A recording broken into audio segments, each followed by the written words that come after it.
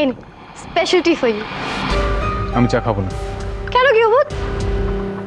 আমি তো কষ্ট করে আপনার জন্য চাটা বানিয়েছি আর আপনি বলছেন খাবেন না? নাকি আপনি এই অভ্যেসটাও পাল্টে দিয়েছেন? ও যাক, সে পাল্টা, কিন্তু একবার খেলে কিছু হবে না। দেখুন ঠান্ডা হয়ে যাচ্ছে, খেয়ে নিন। কেন জোর করছেন? বললাম তো খাবো না। জোর করার অধিকার আছে তাই। একবার খেয়ে দেখুন না। জানি না আপনার মতো চাটা বানাতে পেরেছে কিনা। একসময় তো আমি কিছুই পারতাম না, এমনকি চাটাও বানাতে পারতাম না। আপনি আপনি হাতে ধরে আমাকে সব শিখিয়েছিলেন। একবার টেস্ট করে দেখুন, দেখুন না আপনার স্টুডেন্ট সব পড়া মনে রেখেছে কিনা। गुड मॉर्निंग बाबा।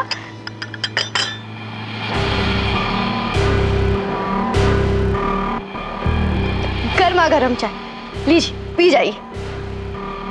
কি হলো, ধরো না, ঠান্ডা হয়ে যাচ্ছে তো। খাও বাবা খাও।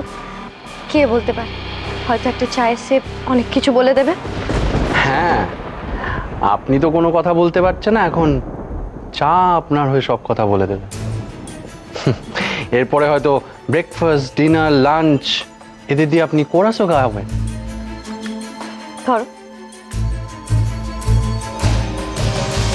আরে বন্ধু যে, কি যেন নাম আপনার? সোহম। ইয়েস, সোহম। চা চলবে? চা চলতে পারে, কিন্তু আপনি চলবেন না। অচল পয়সাকে ধুয়ে নিলেই সেটা কিন্তু বাজারে চলে না। কিন্তু অচল পয়সা যে দাম বেশি সেটা জানেন তো মাই ফ্রেন্ড। চা।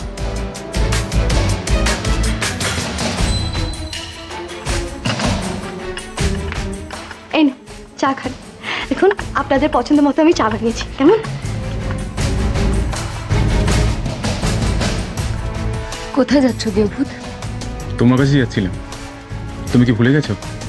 তোমার হাতে চা ছাড়া আমি অন্যের হাতে চা খাই না।